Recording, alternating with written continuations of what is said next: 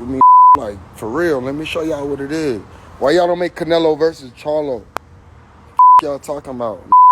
Somebody put that together. Lil Charlo will fight anybody. I ain't never done no smoke.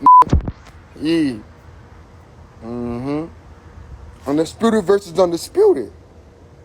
That could be a big thing in boxing. We unpack. We unpack. We unpack. Coming to you live. Boxingego unpack. Yeah. We unpack. We unpack. We unpack. Coming to you live. Alright, Jermell Charlo posted it. Premier Boxing Champs, PBC, posted it. And payday, you want payday, I know that. Canelo Alverez posted it. So it gotta be true. What up, Fight World? It's your boy Ego, and I'm back with some more boxing. Have no fear, the best in the business is here, and it's not even close. Peep my first video I made about this. Canelo announced he will be fighting Charlo. Plot twist. It's not the Charlo that you think. This is not the bigger Charlo, Jermall Charlo. This is the undisputed 154-pound Jermell Charlo. Lines only, yeah. Keep running your mouth. I find it very interesting. Now, if you peeped the first video, I was a bit unsure, for real, because I didn't expect that. The reports were basically suggesting that Canelo was doing this multi-fight deal with PBC and he was interested in fighting Charlo. Little did I know it was the smaller Charlo. The reports all suggested that he was leaning towards Jermall Charlo, who fights at 160. So it is what it is. I mean, my thoughts are the same. You know, people could say whatever they want, but my thoughts are the same.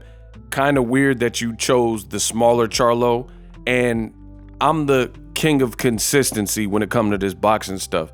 I said the same thing for Amir Khan when he moved up to fight against Canelo Alverez. He moved to 155 from 147. I said the same thing when Kell Brook moved up 2 weight classes to fight Triple G, and I'm gonna say the same thing for Jermell Charlo. Now, Charlo did bring this on himself in terms of, he said undisputed versus undisputed, yeah, and he did a live stream and he entertained the idea. And just knowing Canelo's gonna look for these advantages. So it is what it is. Still a big fight. Jermell is undisputed. I don't really know all the particulars in terms of how they both can put up their belts, unless it's just the theory of both guys are undisputed, which they are.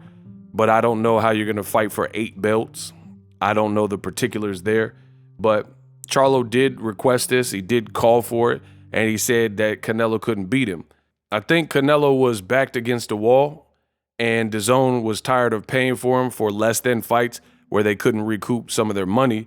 So what do you have to do? I think Canelo literally had to go to PBC to pursue these types of fights because people are growing tired of losing money. PBC can make money with this fight despite the circus fight nature in terms of moving up multiple weights. I know some people are like, oh, but you know, Antonio Tarver and B-Hop and Roy Jones and stuff like that. I mean, fighters used to fight every week and every 2 weeks like Sugar Ray Robinson. We're in a different time.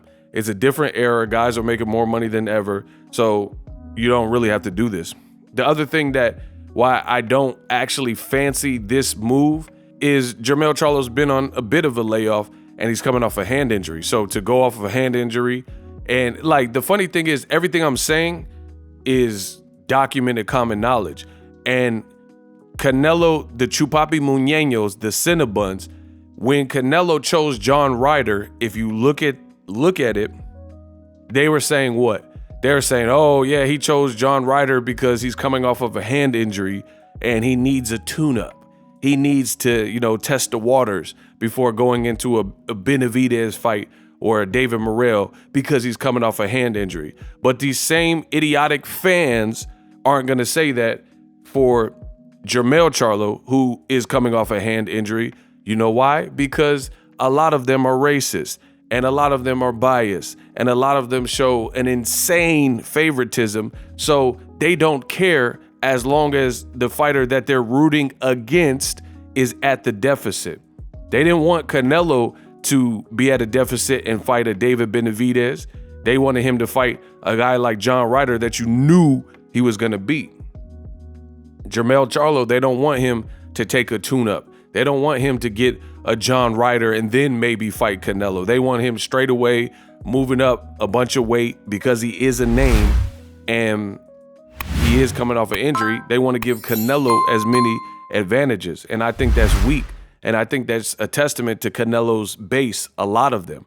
You know, a lot of Canelo's fan base, they want to see Canelo with these insane advantages because they truthfully don't believe in him like they claim they do in the comment section.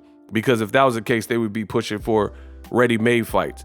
Like outside of both Charlos, who both have different things that fighting Canelo, you know, outside of the ring, problems. David Benavidez just fought March 25th. He's a former two-time champion at the division. And guess what? He's ready-made for that division, 168. Canelo could and should be defending his undisputed titles versus him. But instead, he wants to pick the Charlos, a guy, like two guys that he could have fought since 54. He could have fought him since 154. And he's picking these particular moments because he's a vulture. He's a scavenger. So I had to get that little ego rant out. Still a big fight. I'm still going to watch the fight, of course. Two big names. 2023 is the boxing year that just keeps giving. PBC is, listen to me, Premier Boxing Champions is decimating, and I do mean decimating, the competition. There is no other boxing. I don't care who you like. I don't care who you work for. I don't know who you beat. I don't know who you lost to. There is no boxing entity in boxing that is putting out these blockbuster hits. There's some other good fights. Don't get that wrong. Like I am looking forward to Virgil Ortiz versus Stanionis and, you know, some other fights like that. But bar none, nobody is putting up these types of scores. This is like Kobe when he scored over 81 points or whatever. This is like Steph Curry numbers. This is LeBron numbers. They're really flexing their muscle here and putting on big fights because, again, I have my own nitpicks about the Canelo Charlo fight, but nonetheless, I will say this, it's a big fight. People are going to buy this. People just because they know who both people are. And I'm going to make another video, DAZN curse. They got to do something because as far as I'm concerned, PBC in 2 fights with Canelo Alvarez, and I don't even know what the rest of his multi-fight deal will consist of, but in 2 fights, quality versus quantity, it's better than several DAZN fights that Canelo Alvarez has had, the first being Rocky Fielding, which was terrible. Since 2018, Canelo has had 9 fights on DAZN, and this is going to be only his second fight with Al Heyman and PBC, but those 2 PBC fights, Caleb Plant for Undisputed, and now Undisputed versus Undisputed with Jermell Charlo, despite the move up and all the stuff I said earlier, it's still a bigger blockbuster fight. In 2 PBC fights, I guarantee you these numbers will make a whole lot more sense, the Plant fight and the Charlo fight, than 9 other fights since 2018 on DAZN. The DAZN curse continues.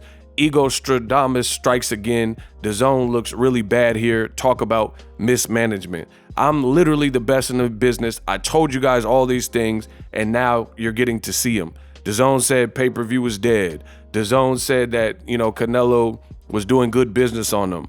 That's not the case because in 2 fights with PBC, these fights make a whole lot more sense business-wise and in terms of being lucrative with ROI than any fight that he's fought on DAZN, including fights like Dimitri Bivol. Bivol obviously beat him. That was a good fight in terms of a test of your skills type of fight, but it wasn't a blockbuster fight. Let's not kid ourselves. So you got to also give a lot of credit to Jermell Charlo. He's truly about that life and he's a warrior, not being afraid to move up multiple pounds or weight classes or whatever to fight a guy like Canelo. He's truly not scared, especially coming off an injury. So all the credit really goes to Jermell Charlo. I'm not giving Canelo a whole bunch of credit. He tried to weight drain Badu Jack. That didn't work out. DAZN wasn't paying for the Phil Florin and filth. And now he was going to fight Jermall Charlo coming off a long layoff and personal problems and a Montiel performance. But now he chose to pick someone much smaller who has no experience above 160. Weird move, but still a big fight nonetheless. Those are my truest thoughts. This be the realest I ever spoke against all odds. I'm the best in the business, so subscribe. Do yourself a favor, and I'm out. Introducing Super Thanks.